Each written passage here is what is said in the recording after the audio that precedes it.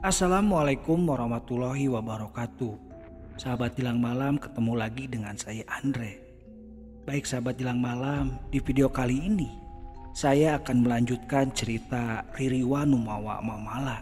Ini di part ke-8 dan sepertinya sudah mulai menegangkan ya ceritanya. Cerita ini ditulis oleh Kang Arif. Dan bagi buat teman-teman yang belum subscribe, jangan lupa di subscribe ya dan tekan tombol loncengnya supaya video-video terbaru dari channel Jelang Malam terupdate di channel kalian. Dan tidak usah menunggu lama lagi, Ririwa Numawa Mamala.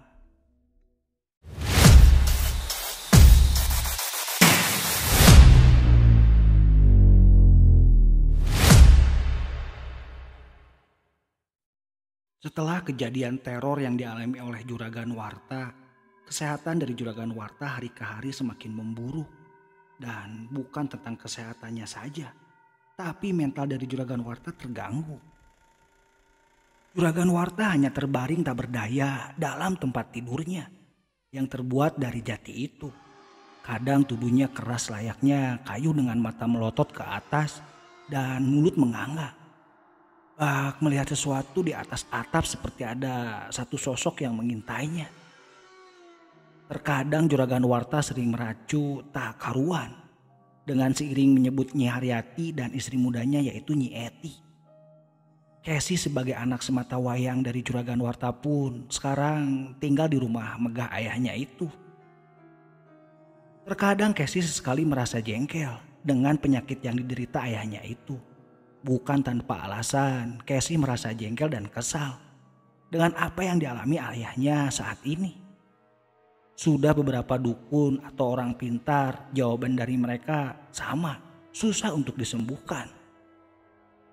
Frustasi Kesi waktu itu.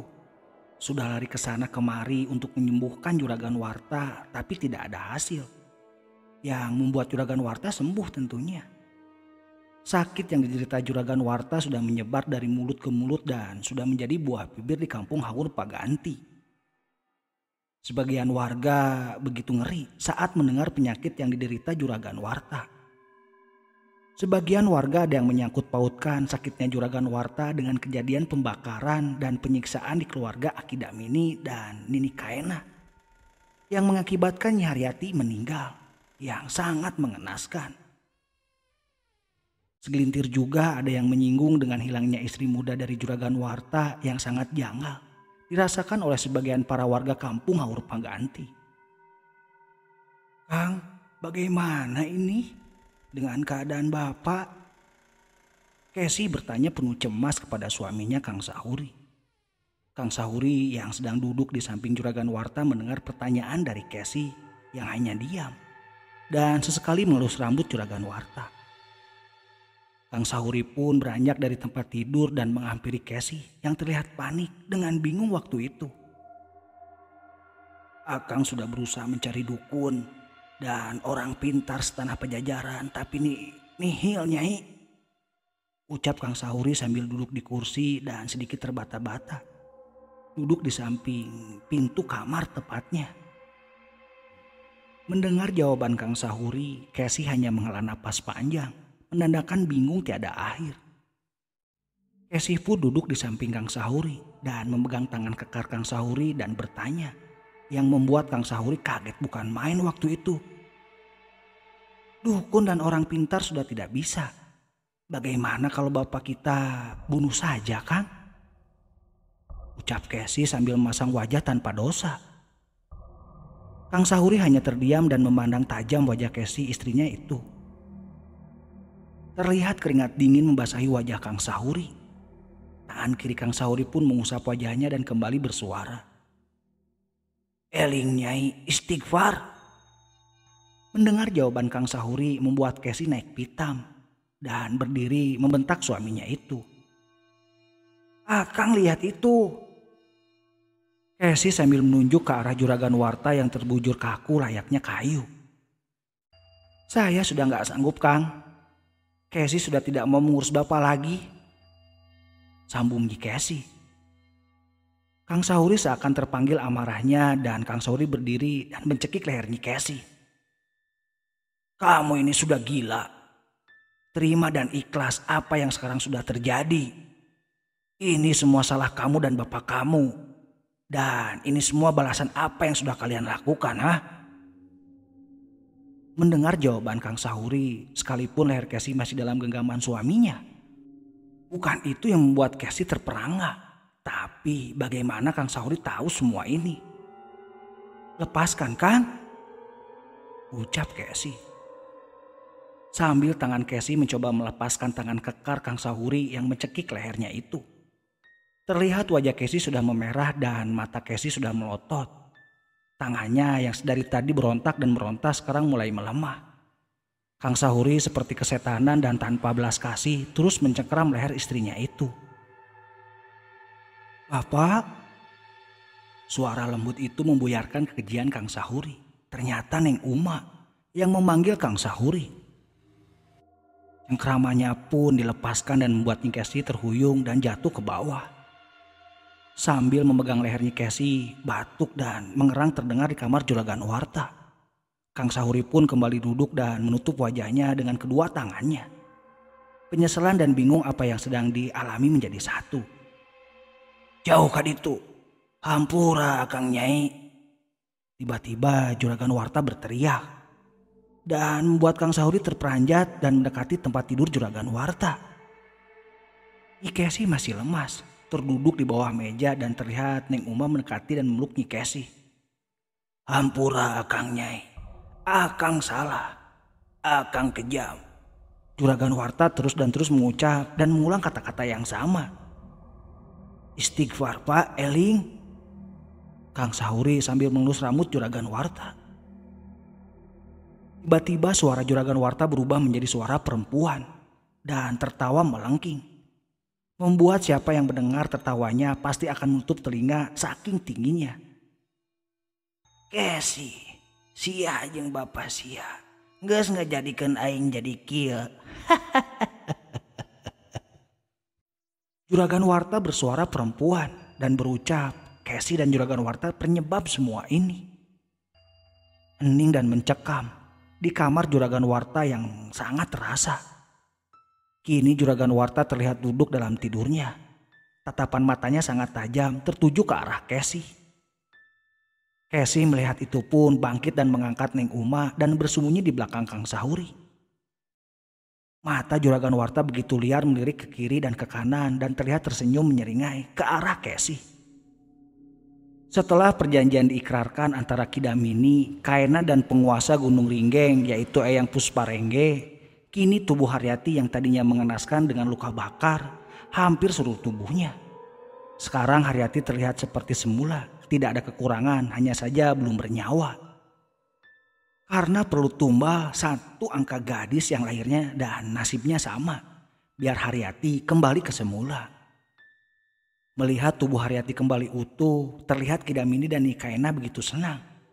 Dan Nyi Kaena berjalan ke arah di mana Haryati dan langsung memeluknya. Mencium Haryati yang masih terbujur kaku. "Anaki gadis emak, sabarnya tunggu. Emak sama abah akan cari wadah dulu buat kamu ya." Nyi Kaena sambil mengusap kening Haryati. Kidamini yang berdiri sambil melihat Haryati penuh dengan tatapan tajam dan penuh dendam. "Abah janji Nyai, cepat atau lambat kamu akan bangkit dan belakan sakit dan pedih ini ke warga Haurpaganti." Malam semakin larut. Hewan hutan pun sudah enggan bersuara. Hanya semilir angin bertiup kecil dan senyap. Serta sunyi menyelimuti Gunung Ringgeng kala itu. Kidamini nampak menghampiri Nyi Kaena dan mengajak untuk beristirahat. Biar besok pagi Kidamini turun gunung untuk mencari wadah buat Haryati. Teriakan melengking terdengar di rumah Juragan Warta. Tawa dan tangis terdengar jelas begitu riuh, memenuhi ruangan kamar Juragan Warta malam itu. Juragan Warta bangun dari tidurnya dan menatap tajam ke arah anak si mata wayang yaitu Nyi Kesi. Senyum menyeramkan Juragan Warta membuat Kesi ketakutan dan menutup wajahnya di balik punggung suaminya Kang Sahuri. Kang Sahuri menegarkan dirinya dan mencoba melindungi istri dan anaknya. "Eling Pak, ini Kesi dan Uma Pak," ucap Kang Sahuri. Juragan Warta hanya tersenyum dan sekarang mendekat dengan hembusan nafas yang berat. Dan sesekali mengadahkan wajahnya ke atas dan tertawa. Sahuri," ucap Juragan Warta dengan suara perempuan. Kang Sahuri mundur beberapa langkah sambil menggendong Neng Uma dan tangan kanannya memegang tubuh Kesi. Kang Sahuri mengetahui ayah mertuanya dikuasai makhluk halus. Dan Kang Sahuri juga tahu siapa yang merasuki ayah mertuanya ini. "Sahuri, kamu tahu pasti siapa saya kan?"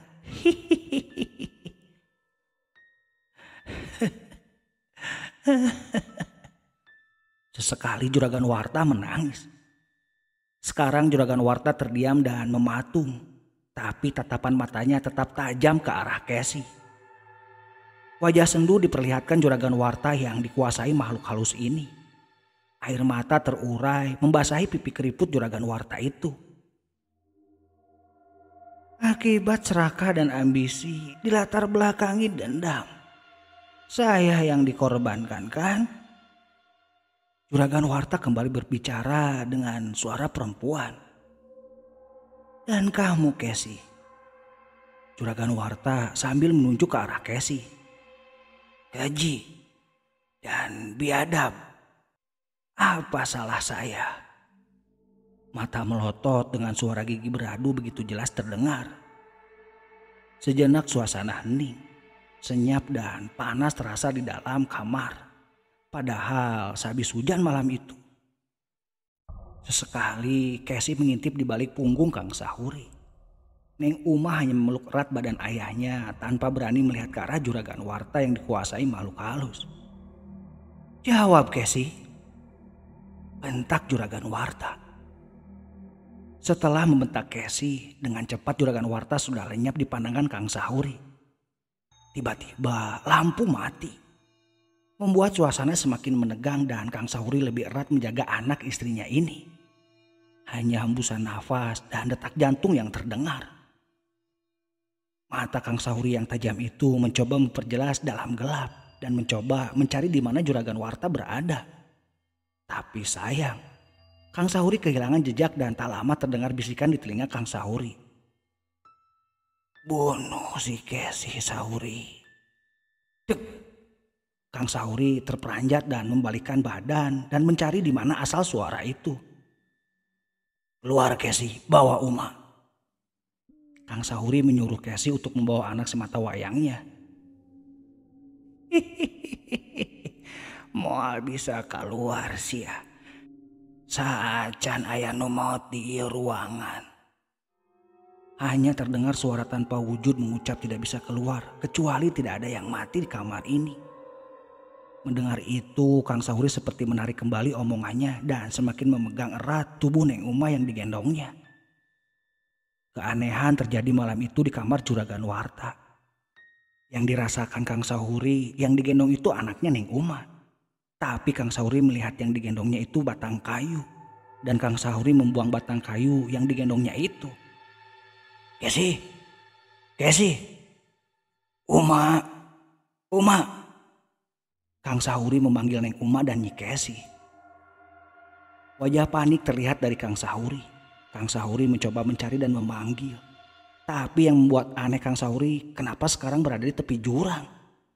Bukan yang tadinya di kamar ayah mertuanya. "Itu di mana jasadku dibuang, Sahuri?" Kembali suara tanpa wujud terdengar oleh Kang Sahuri. Kang Sahuri terdiam dan kembali mencoba berinteraksi. "Jadi saya bagaimana, Bu?" tanya Kang Sahuri.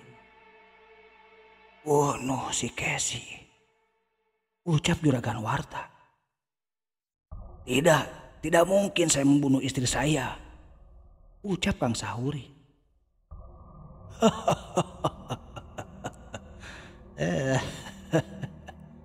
Suara itu begitu menggema dan begitu jelas, dan seakan memenuhi hutan yang ditempati Kang Sahuri malam itu. Kesi atau si Warta yang akan menjadi korban selanjutnya. Pilihan itu ada di tangan kamu, Sahuri. Mendengar pilihan itu membuat Kang Sahuri terjebak di antara kebingungan yang begitu dalam. Terlihat Kang Sahuri terdiam dalam bingungnya. Pilihan yang begitu sulit karena pilihan ini bukan pilihan yang seharusnya menjadi pilihan. Apa tidak ada pilihan lain, Bu? Tanya Kang Sahuri penuh harap. Tidak ada jawaban, hanya hening yang dirasakan Kang Sahuri. Bunuh Kesi. Riuh bergemuruh, angin saling beradu. Suara halilintar tidak mau ketinggalan dengan suara angin yang sedang berpesta. Dan sekarang gemuruh angin beserta halilintar bercampur menghasilkan harmoni mencekam malam itu. Rintik-rintik hujan mulai turun. Kampung Haurpaganti di malam itu didera ketakutan dan tidak ada yang berani keluar. Suasana hening malam itu bertambah mencekam dengan suara rolongan anjing di ujung kampung dekat hutan. Tiba-tiba Haurpaganti menjadi gelap gulita dikarenakan mati listrik. Tangis anak kecil terdengar karena takut akan kegelapan hampir di setiap rumah. "Poek masieun," ucap para anak kecil.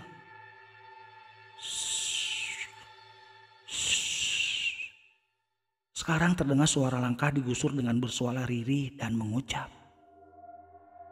"Si Warta paeh peuting ieu." Sepanjang jalan terdengar suara ini menyebut Juragan Warta mati malam ini. Senyap tanpa suara di Haurpaganti. Setelah mendengar ada suara tanpa rupa ini, duduk terpukau dan memejamkan telinga di setiap rumah memastikan suara itu menjauh. "Kunaon aya naon ieu, Pak?" ucap Neng Nur kepada suaminya yang sedang mendengarkan di balik pintu. "Bapak juga nggak tahu, Nyai," ucap Kang Haer sambil mengelap keringat di wajahnya yang tidak mau berhenti itu. Tiba-tiba pintunya ada yang mengetuk. Kang Haer terperanjat dan jatuh ke belakang karena kaget, ketakutan menjadi satu. "Saha di luar?" Kang Haer bertanya siapa yang ada di luar.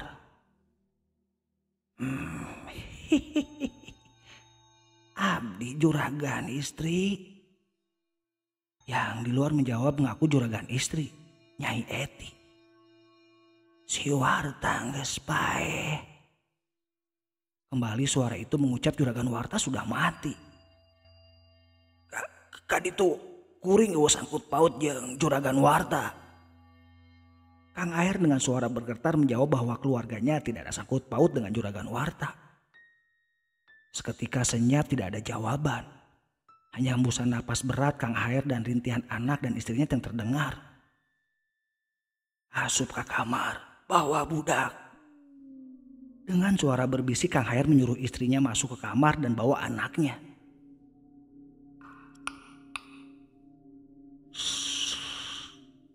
Sekarang suara ketukan itu terdengar dan dibarengi ada goresan di balik rumah mengelilingi rumah Kang Aher. "Si Warta geus paeh." Terdengar kembali suara itu menyebutkan Juragan Warta sudah meninggal. "Aing nyokot kukulununa heula. Da bagian aing ieu mah. Bagian maraneh mah aya deui wawalesna." Sosok yang mengaku juragan istri seakan memberitahu dia hanya mengambil Juragan Warta saja sebagai peringatan dan nanti Haurpaganti akan mendapat teror lagi. Setelah itu suara dan sosok juragan istri tidak terdengar lagi dan hilang tak kemana. Kang Aher hanya mematung dan tak lama Kang Aher tertidur tak sadarkan diri.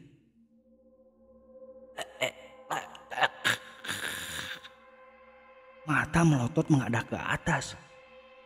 Tangan Juragan Warta memaksa untuk melepaskan cekikan yang ada di lehernya. Apalah daya, cengkraman ini lebih kuat dan penuh emosi dan makin terlontar di mulut yang mencekram leher Juragan Warta. "Nyusahkeun sia. Modar jug tuturkeun ka ditu." Tangan juragan Warta mulai melemah dan terkulai jatuh di atas kasur. Mulutnya mengeluarkan darah segar dan hembusan napas yang sudah tersenggal-senggal. Hanya kakinya yang terlihat mengejang, layak yang sedang melepaskan nyawa. Tak lama Kang Sauri bangun dari pingsannya dan kaget bukan main pas melihat juragan Warta. "Kesi!" Kang Sauri membanting tubuh Kesi yang sedang melindih dan mencekik ayahnya sendiri.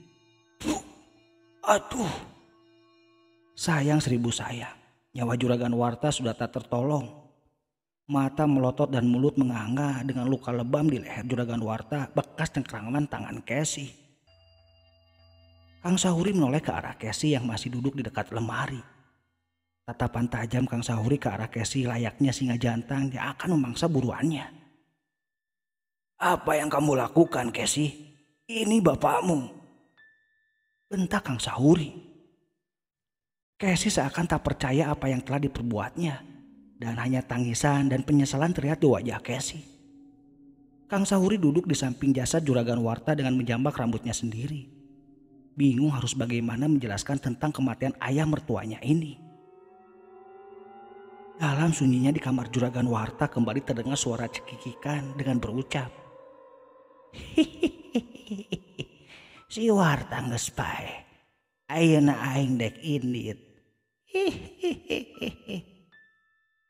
Menyebutkan juragan Warta sudah meninggal dan dia akan pergi. Astagfirullah, Kesi. Membunuh ayahnya. Ternyata di luar ada yang mengetahui. Tubuhnya Haryati sudah kembali utuh seperti dulu. Namun masih berupa jasad kaku karena harus ada syarat yang harus dipenuhi yang sangat berat. Tapi dengan keyakinan penuh, Kidamini dan Nini Kaenah pasti bisa memenuhi syarat itu meski akan memakan waktu yang lama. Terlihat Nini Kaenah mendekap, mencium dan mengelus rambutnya Haryati penuh rasa sayang. Dan sekilas wajah Nini Kaenah penuh dendam dan harap akan kebangkitan kelak Haryati menjadi mimpi buruk bagi warga kampung Haurupaganti. Kidamini tersenyum menyeringai dengan tatapan aneh di matanya saat melihat tubuh anak gadis itu. Kembali lagi sedia kala. Kidamini menghampiri istrinya yang sedang mengelus rambut Haryati yang panjang juga hitam itu. "Geus waktuna neangan gaganti jang si Nyai Mak," ucap Kidamini. Kidamini menyebut sudah waktunya nyari pengganti atau wadah bagi Nyi Haryati. Nikaena sambil tersenyum dan membalas pertanyaan Kidamini. "Gawat kudu tereh atuh aki," balas Nikaena. "Harus cepat-cepat," kata Nikaena sambil berdiri dan menghampiri Kidamini. Terlihat wajah Kidamini dan Nikaena seperti bukan mereka. Mata merah menyala dan kulit wajah mereka terkelupas dengan gigi tajam berbaris rapi. Juga Nikaena sedikit membungkuk dengan rambut yang sudah memutih itu terurai tak karuan. Dan Kidamini terlihat kukunya mulai memanjang dan lidahnya menjulur seperti ular. "Getih, getih." Nikaena dan Kidamini berucap darah, darah. Seakan mereka kehausan dan badan mereka bergerak tak teratur. Dan mereka menuju mulut gua dan tiba-tiba mereka hilang dengan cepat. Ditelan gelapnya malam dan meninggalkan Haryati yang terbujur kaku di altar batu itu. Dengan tergesa-gesa Mak Imas meninggalkan perkarangan rumah juragan Warta dengan wajah ketakutan. Dan sekarang sudah di jalan kampung. Mak Imas melihat kiri dan kanan memperhatikan agar tidak ada yang melihatnya. Merasa sudah aman, Mak Imas bergegas menuju rumahnya seraya berlari kecil sambil memegang sesuatu di tangannya. "Mak Imas!" Dek! Mak Imas terhenti dengan keringat dingin dan sesekali menelan ludahnya sendiri. Pucat pasi terlihat di wajah Mak Imas malam itu. Pelan-pelan Mak Imas menengok ke belakang dan pasti melihat ke belakang bulu kuduk Mak Imas meremang dan seakan mau Mak Imas tak sadarkan diri karena begitu ketakutan. Ada suara panggilan tapi tak ada rupa. Hening sunyi mencekam malam itu dirasakan Mak Imas. Semilir angin menerpa tubuh Mak Imas menambah suasana mencekam dirasakan Mak Imas. "Tulung Mak, tulungan." Kembali suara itu terdengar meminta pertolongan pada Mak Imas. Tapi bagi Mak Imas ini seperti waktu yang panjang dan menakutkan. Perlahan Maimas mundur beberapa langkah ke arah belakang. Plah!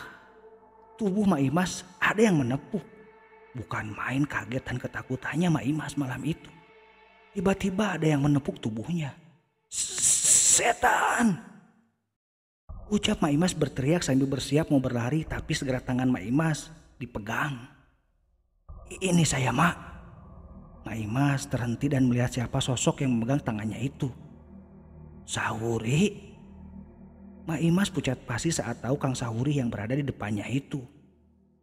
Dalam pikir Maimas, mungkin Sahuri mengetahui bahwa dirinya telah mengetahui kalau Maimas mengetahui rahasia keluarga Juragan Warta. Kenapa Sahuri? Dengan suara gelagapan, Maimas bertanya ke Kang Sahuri.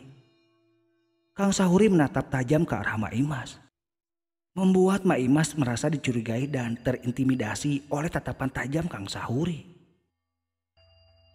Kenapa Sahuri? Dengan gelagapan Maimas bertanya pada Kang Sahuri. Kang Sahuri masih menatap tajam ke arah Maimas. Hembusan napas berat dikeluarkan oleh Kang Sahuri dan membuat Maimas bertambah ketakutannya. Dalam benak Maimas, mungkinkah Sahuri curiga padanya? Hening dan dingin kala Kang Sahuri masih dengan sama menatap ke arah Maimas. Sahuri, kembali Maimas memanggil Kang Sahuri. Terperanjat saat Maimas memanggilnya. Iya Maimas, jawab Kang Sahuri. Ada apa? Kenapa? Tanya Maimas. Segera Kang Sahuri melepaskan tangannya yang menggenggam kuat tangan Maimas. Setelah tangannya dilepas, terlihat Maimas memegang tangannya karena terasa sakit. Enggak Mak, cuman mau tanya, ucap Kang Sahuri. Apa emak dari tadi dan Maimas pulang dari mana? Apa Maimas tidak melihat seseorang di sini? Kang Sahuri bertanya panjang lebar. Maimas sudah tahu kemana arah pertanyaan dari Kang Sahuri. Maimas mencoba menyusun alasan biar Kang Sahuri tidak curiga padanya. Pertama, Maimas akan pura-pura tidak tahu. Maksud kamu apa Sahuri? Kang Sahuri menghela napas panjang sebelum menjawab pertanyaan dari Maimas. Jawab dulu pertanyaan saya tadi Mak, ucap Kang Sahuri. Maimas sudah siap dengan jawaban apa yang akan dibilangnya. Oh, Mak baru pulang dari Cimenyan dan Mak tidak lihat siapa-siapa. Emang kenapa Sahuri? Maimas mencoba meyakinkan Kang Sahuri dan Kang Sahuri terlihat percaya kepada jawaban dari Maimas. Tenang naon Mak, nanya we, bisi iya Mak, peda Mak ngulamprang tengah peting. Sugan we manggihan, peda tadi aya nudek asup ka imah dewek Mak. Kang Sahuri juga menutup jawabannya karena takut terbongkar atas kejadian meninggalnya Juragan Warta. Dan sekarang Sahuri menutup dengan alasan ada seseorang yang mencoba masuk ke rumahnya. Ya udah Mak, kalau nggak lihat Mah, saya pamit pulang, ucap Kang Sahuri. Tak lama Kang Sahuri meninggalkan Maimas. Tapi buat Maimas masih ada tanda tanya baginya. Siapa tadi yang memanggilnya? Siapa tadi? Dengan begidik ngeri Maimas kembali melanjutkan pulang ke rumahnya. Getih. Suara Riri didengar ujung jalan yang gelap mengucap darah. Terlihat makhluk buruk rupa dengan berjalan gontai dan rambut beruban tak terurus dengan kebaya lusuh yang dipakainya. Menetes cairan yang mengeluarkan bau busuk di mulutnya berjalan menuju arah Haur Paganti. Tatapan matanya yang penuh dendam terlihat dari sosok buruk rupa ini. Dengan senyuman menyeringai, sosok ini semakin dekat menuju Haur Paganti. Aing datang minta getih di ieu patempatan. Sosok ini mengucap saya datang meminta darah di sini. Terlihat Kang Sahuri berjalan dengan penuh tekanan. Tanpa Kang Sahuri sadari, dia mendekat ke arah makhluk aneh yang meminta darah. Kang Sahuri menghentikan langkahnya. Sesekali Kang Sahuri memegang pundaknya sambil bergidik dan melihat ke arah kiri dan kanan. Dan Kang Sahuri berucap, bau apa ini? Tercium sangat menyengat, bau busuk yang sangat kuat membuat Kang Sahuri menyadarinya. Dan Kang Sahuri mencoba menjelaskan penglihatannya ke ujung jalan yang gelap itu. Kang Sahuri melihat ada seseorang yang berjalan aneh mendekat ke arahnya. "Demit apa manusia itu?" ucap Kang Sahuri. Kang Sahuri berjalan dan sedikit sembunyi ke tempat yang gelap dan memastikan siapa sosok yang berjalan ke arahnya. Ulah nyumput sia manusia.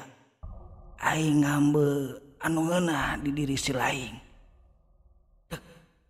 Kang Sahuri terperanjat mendengar perkataan dari sosok ini. Yang tahu dia bersembunyi dan berucap, dia mencium harum yang sangat enak untuk dimakan. Keringat dingin terlihat di wajah Kang Sahuri, ketakutan menjalar di badannya.